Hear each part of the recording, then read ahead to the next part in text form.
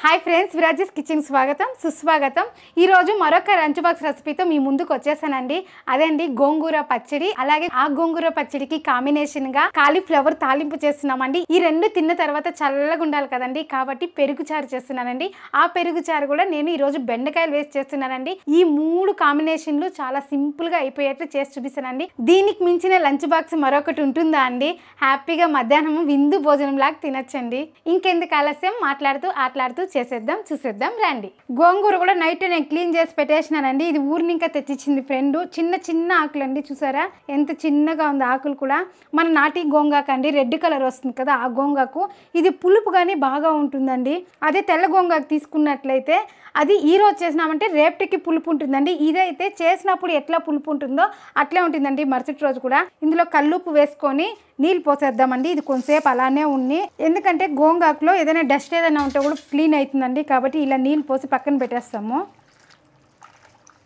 ఇట్లా అన్నామంటే ఉప్పు అనేది కూడా కరుగుతుందండి ఒక 4 సార్లు ఇట్లా అనుకున్నామంటే బాగుంటుంది ఇప్పుడు కొంచెంసేపు పక్కన పెట్టేద్దామండి మన గోంగూర పచ్చడికి కావాల్సిన పదార్థాలు చూద్దాం రండి ఒక కట్ట గోంగూర ముందుగానే నీళ్ళు పోసి ఉప్పేసి పెట్టేస్తామండి కారానికి సరిపోయేంత ఎండుమిరపకాయలండి ఒక పెద్ద వెల్లుల్లిపాయ ఒక స్పూను ధనియాలు కొద్దిగా మెంతులు ఎక్కువ వేయకండి చేదు వచ్చేస్తుంది అలాగే మన తిరగబాతికి చిన్న ఎర్రగడ్డలు మామూలుగా గోంగూరనే హీట్ ఉంటుందండి అట్లాంటి వాళ్ళు పచ్చిమిర్చి వేసుకొని తిన్నట్లయితే ఇంకా బాడీ హీట్ అవుతుంది కదా ఈ రెండింటిని బ్యాలెన్స్ చేసేలాగా ఎండుమిరపకాయలు వేసి అలాగే ధనియాలు వేసి చేస్తున్నానండి ఇది వేయించేసి మిక్సీ పట్టేసినామంటే మన పోపు పెట్టుకున్నామంటే అయిపోతుందండి చాలా మంది గోంగూర పచ్చడి చేస్తే పచ్చి ఎర్రగడ్డలు వేసి దంచుకుంటారండి మిక్సీ పట్టేటప్పుడు కూడా బరకగా వేసుకుంటారు కాకపోతే అలా చేసే కంటే నేను పెట్టినట్లు పోపు పెట్టి వేయండి 4-5 రోజులైనా కూడా నిలువ ఉంటుందండి అలాగే మనం వేయిస్తాం కదా కాబట్టి చెడిపోదండి అలాగే టేస్ట్ కూడా సూపర్ గా ఉంటుందండి ఉప్పేసి నీళ్లు పోసి ఒక 5 నిమిషాలు నానబెట్టినామండి నానబెట్టిన తర్వాత ఇప్పుడు వలిగేసేద్దామండి గోంగాకు ముందుగా కడాయి పెట్టుకొని స్టవ్ ఆన్ చేసుకుందామండి కడాయి వేడెక్కిందంటే మనం అన్ని వేయించుకోవచ్చు అప్పుడు ఈజీగా ఫాస్ట్గా అయిపోతుందండి గోంగూర చట్నీ చాలా ఫాస్ట్గా అయిపోతుందండి గోంగూర అట్లా వేడి చేసినామంటేనే కరిగిపోతుందండి కాబట్టి ఇవన్నీ ముందుగా వేయించి పెట్టేసి లాస్ట్లో గోంగాకు ఎంచుకున్నామంటే మిక్సీ పెట్టేద్దాం ముందుగా ఆయిల్ వేసుకుందామండి ఆయిల్ కొద్దిగానే వేసుకోండి ఇవి వేయించుకునేదానికి ఆయిల్ వేడెక్కిందండి ధనియాలు అలాగే మెంతులు ఇప్పుడు మనం వెల్లుల్లి రెబ్బలు ఇక్కడ నేను తొక్క తీసేసానండి వెల్లుల్లికి ఇవి వేగిన తర్వాత ఇప్పుడు మనం ఎండుమిరపకాయలు వేసుకుందామండి వెల్లుల్లి ఎక్కువ వేగాల్సిన పని లేదండి కొంచెం వేగతని వేసినామంటే ఎండుమిరపకాయలతో కూడా ఈ రెండు వేగతాయండి చాలా మంది ఎండుమిరపకాయలు ముందు వేసేస్తారండి కాకపోతే కలర్ ఎక్కువ తిరిగిపోతుంది మన చట్నీ అనేది కొంచెం టేస్ట్ కూడా మారుతుందండి ఇలా వేగాలి కానీ కొంచెం రెడ్గానే ఉండాలండి ఎండుమిరపకాయలు అనేది చూడండి ఈ మాత్రం వేగిందండి ఇప్పుడు సరిపోతుంది దీన్ని పక్కకు తీసుకునేద్దాము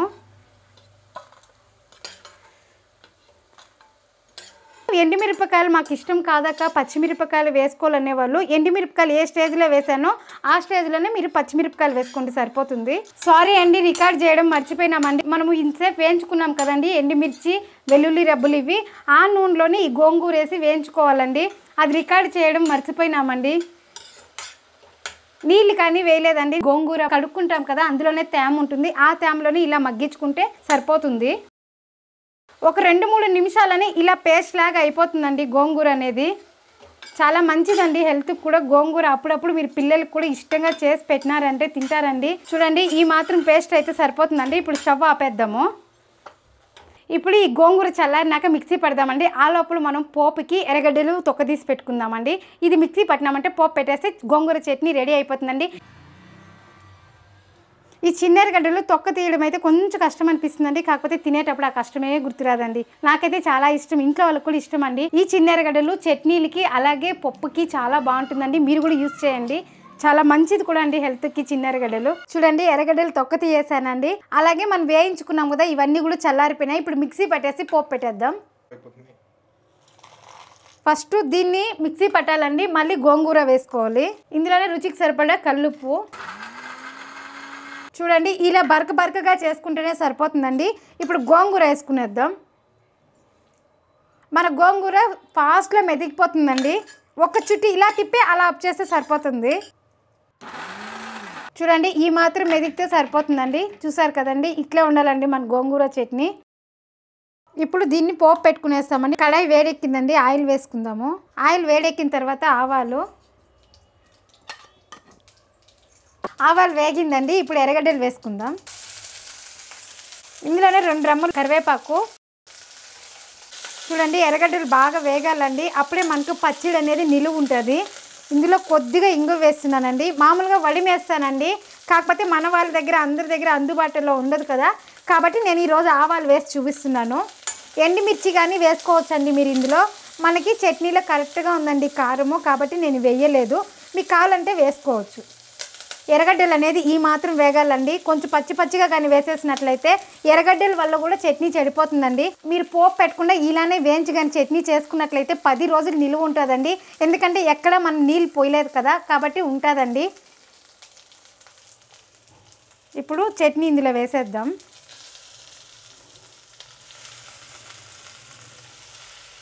ఇక్కడ లంచ్ బాక్స్ చేస్తున్నాను కాబట్టి కొద్దిగా నీళ్ళు వేస్తున్నానండి.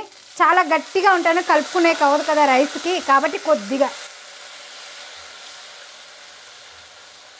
మన ధనియాలు ఎండుమిరపకాయలు ముందే వేయించి మిక్సీ పట్టాం కాబట్టి స్మెల్ అయితే సూపర్గా ఉందండి.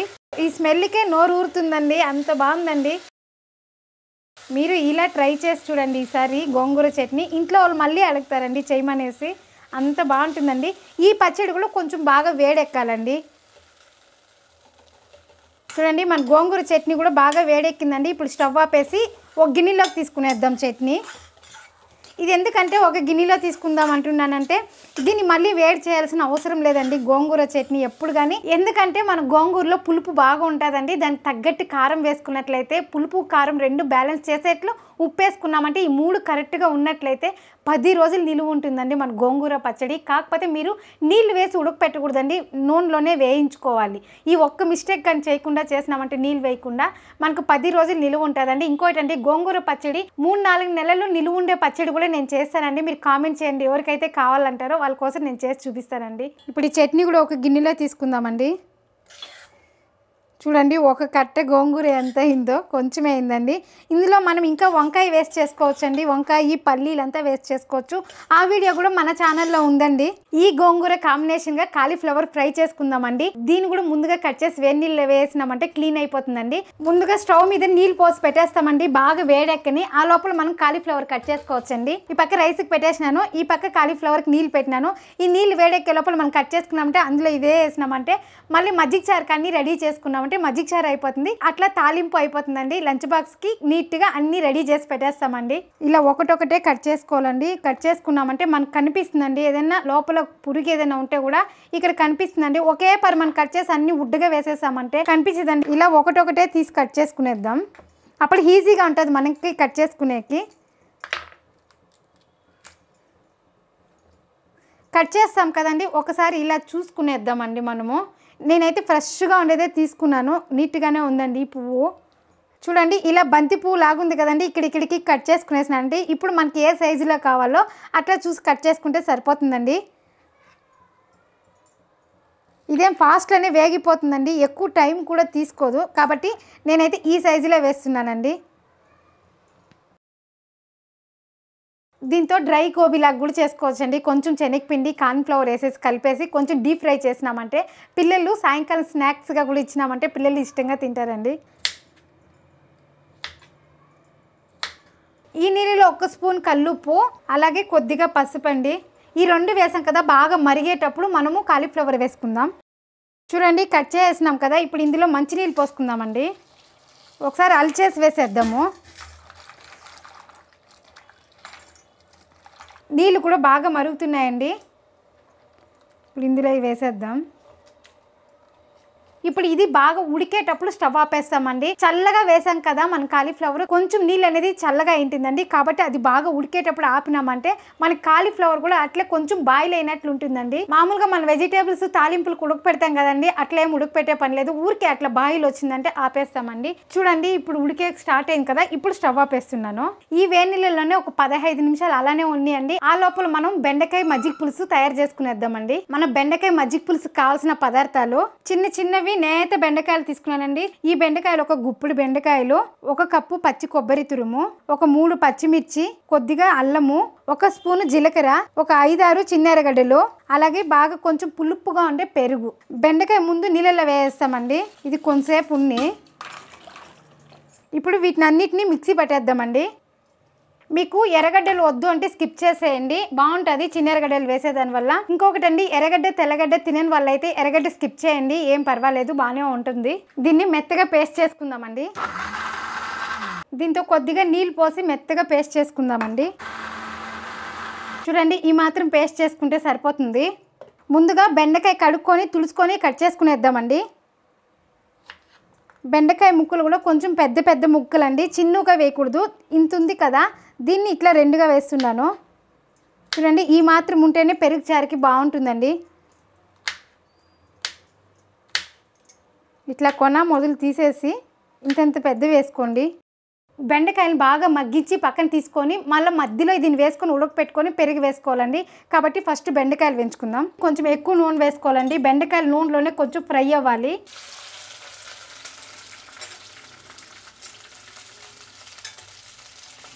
ఇలా బాగా ఫ్రై చేసుకున్నామంటే మళ్ళీ మనం ఉడికేటప్పుడు కూర వేసినామంటే మెత్తగా అవుతుందండి బెండకాయ కూడా. చాలా మందికి డౌట్ ఉంటుంది కదండి, బెండకాయ వేసేదాని వల్ల బంక్ వస్తుందని. ఇలా ఫస్ట్ నూనెలో మగ్గించేదాని వల్ల బంక్ అనేది రాదండి. అలాగే బెండకాయ కూడా బాగా మగ్గుతుందండి నూనెలోనే. చూడండి, బెండకాయ అనేది ఇలా మగ్గాలండి. చూసారు కదా నూనెలో ఎట్లా ఉడుకుతుందో బెండకాయ అనేది. మళ్ళీ తిరుగుబాతుకి ఇదే నూనె సరిపోతుందండి. మీ దగ్గర కానీ కొబ్బరి నూనె ఉంటే కొబ్బరి నూనె వేసుకోండి, పెరుగు చారుకి చాలా టేస్ట్గా ఉంటుంది. మన ఇంట్లో ఖాళీ అయిందండి కాబట్టి నేను నార్మల్ నూనె వేస్తున్నాను. ఇలా చిన్న బెండకాయలు, నేత బెండకాయలు తీసుకోండి, పెరుగు చారుకి చాలా బాగుంటుంది. చూడండి, ఈరోజు బెండకాయల జిగురు కానీ లేదండి, ఈ మాత్రం వేగితే సరిపోతుందండి. ఇప్పుడు బెండకాయలు తీసేద్దాము. ఇదే నూనెలోనే ఆవాలు వేసుకుందాం. ఇందులోనే ఒక 4 గుండు మిరపకాయలు, అలాగే చిన్న ఎర్రగడ్డలు కొన్ని, అలాగే 2 రెమ్మలు కరివేపాకు, ఇందులోనే కొద్దిగా ఇంగువ. చూడండి, ఎర్రగడ్డల్లో ఇవంతా ఈ మాత్రం వేయితే చాలండి. ఇప్పుడు ఈ మసాలా వేసేద్దాం.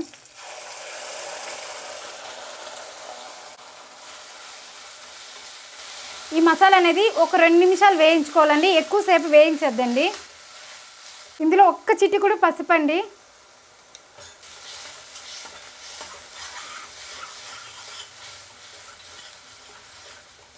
రుచికి సరిపోయినంత కల్లుప్పు. ఇందాక మసాలా రుబ్బుకున్నాం కదండి, అదే మిక్సీ జార్లో నీళ్ళు తీసుకున్నాను, ఇందులోనే నీళ్ళు వేసేద్దాం. ఇప్పుడు దీన్ని బాగా కలుపుకునేద్దాం. ఇది బాగా ఉడికేటప్పుడు బెండకాయలు వేద్దామండి. బెండకాయలు వేసి కొంతసేపు మగ్గనిచ్చి మనం పెరుగు మళ్ళీ వేసుకోవాలండి లాస్ట్లో. ఈ స్టేజ్లో మీకేమైనా ఉప్పు తక్కువ ఉందనేసి చెక్ చేసుకోండి. చూడండి, ఇలా ఉడుకుతుంది. ఇప్పుడు బెండకాయ వేసేద్దాం. బెండకాయ వేసాం కదా, కొంతసేపు బాగా ఉడకపెట్టుకుందామండి. ఈ పెరుగు ఎక్కడ గడ్డలు లేకుండా బాగా బీట్ చేసుకోవాలండి. చిన్న పిల్లలు కారం తినరు కదండి, అలాంటప్పుడు ఇలా బెండకాయతో మజ్జిగ పులుసు, అలాగే బూడిది గుమ్మడికాయ వస్తుంది కదండి, పెద్దది గుమ్మడికాయ, అందులో ఇట్లా మజ్జిగ పులుసు చేసి తినిపించినట్లయితే ఇష్టంగా తింటారండి. వాళ్ళు తినిపించేటప్పుడు ఒక బెండకాయ కూడా నోట్లో పెట్టామంటే నములుతారండి, పిల్లలు కూడా ఇష్టంగా తింటారు. ఎందుకంటే ఇందులో కొంచెం కారం అంతా తక్కువ ఉంటుందండి, కాబట్టి పిల్లలు తింటారు. పాప చిన్నప్పుడు పాపకి ఇలా చేసి పెట్టేదానండి, ఆమె ఇష్టంగా తింటానింది. అప్పుడు కారం పెడితే సరే కాము కాము కాము అంటానిందండి పాప, కాబట్టి ఇలా పెడతా అంటే తింటా అనింది. దానికి అక్కడ మన పిల్లలు కూడా ఇష్టంగా తింటారని చెప్తున్నాను. ఒకసారి బెండకాయ చెక్ చేసుకుందామండి, ఉడికిందా లేదనేసి. మనం ఫస్ట్లోనే నూనెలో వేయించాం కదా, కాబట్టి బాగా ఉడికింటుందండి. చూడండి, బెండకాయ అనేది బాగా ఉడికిందండి. ఇప్పుడు మనం స్టవ్ ఆపేసి పెరుగు వేసుకుందామండి. స్టవ్ ఆన్లో పెట్టి వేసినట్లయితే కొంచెం నీళ్ళుగా చెదిరిపోయినట్లయితుందండి, కాబట్టి ఇప్పుడు స్టవ్ ఆపేస్తాము. ఇప్పుడు పెరుగు వేసుకుంటున్నాను. ఇప్పుడు బాగా కలుపుకుందామండి. అంతే అండి, మనం బెండకాయ పెరుగు చారు రెడీ అయిపోయిందండి. ఇప్పుడు లాస్ట్లో కొత్తిమీర చల్లేసి మనము మూత పెట్టేద్దామండి. కాలీఫ్లవర్ ఫ్రైకి ఒక ఎర్రగడ్డ అండి, దాన్ని పొడి పొడిగా కట్ చేసుకుందాము. చూడండి, ఈ మాత్రం కట్ చేసుకుంటే బాగుంటుంది. దీనికి ఏమి మసాలా ఏమీ వేయడం లేదండి, అలానే ఫ్రై చేస్తున్నాను, డ్రై ఫ్రై అండి. ఉప్పు, కారము, ఎర్రగడ్డ, నూనె, అంతే అండి, సింపుల్గా చేస్తున్నాను. ఇందులో నూనె, ఆవాలు బాగా చిట్లా పట్ల అన్నాక మనం ఎర్రగడ్డ వేసుకుందాం. అలాగే కొద్దిగా కరివేపాకు. చూడండి, ఎర్రగడ్డ ఈ మాత్రం వేగితే సరిపోతుందండి. ఇప్పుడు కాలీఫ్లవర్ వేసుకుందామండి.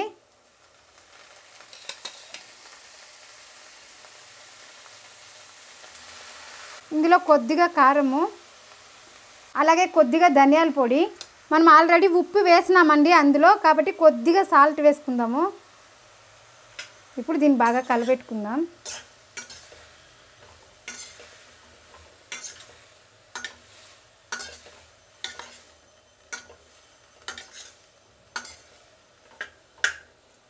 కొద్దిగా నీళ్ళు చల్లుకుందామండి. ఇప్పుడు మూత పెట్టేసి ఇలానే వేగనిస్తామండి, కొంచెంసేపు సిమ్లో పెట్టేసి. అంతే అండి, మన ఫ్రై కానీ అయిపోయిందండి. ఇప్పుడు లాస్ట్లో కొద్దిగా కొత్తిమీర వేసుకుందాం. కొత్తిమీర వేసాం కదా, ఒకసారి ఇలా కలుపుకుందాం. చూసారా, డ్రై కాలీఫ్లవర్ ఫ్రై అండి, చాలా బాగుంటుందండి. మనం ఏమీ వేసుకోకుండా చేసామండి. గరం మసాలా వేయలేదు, అల్లం వెల్లుల్లి పేస్ట్ వేయలేదు, ఏమీ వేయలేదండి. ఇలా చేసుకోండి, పెరుగు చారుకి చాలా బాగుంటుంది. అలాగే పెరుగన్నం చేసుకున్నప్పుడు ఇలా చేసుకున్నట్లయితే సైడ్ డిష్గా సూపర్గా ఉంటుందండి. అంతే అండి, మన వంట పని అయిపోయింది. ఇప్పుడు లంచ్ బాక్స్ కట్టుకుందామండి. చూడండి, వేడి వేడి వైట్ రైసు, పుల్లటి గోంగూర పచ్చడి, వాటికి కాంబినేషన్గా కాలీఫ్లవర్ ఫ్రై, మనం అల్లం వెల్లుల్లి పేస్టు అలాగే ఎర్రగడ్డ పేస్ట్ అంతా వేసినట్లయితే కర్రీ లాగా కూడా వస్తుందండి ఇది. అలాగే బెండకాయ మజ్జిగ పులుసు.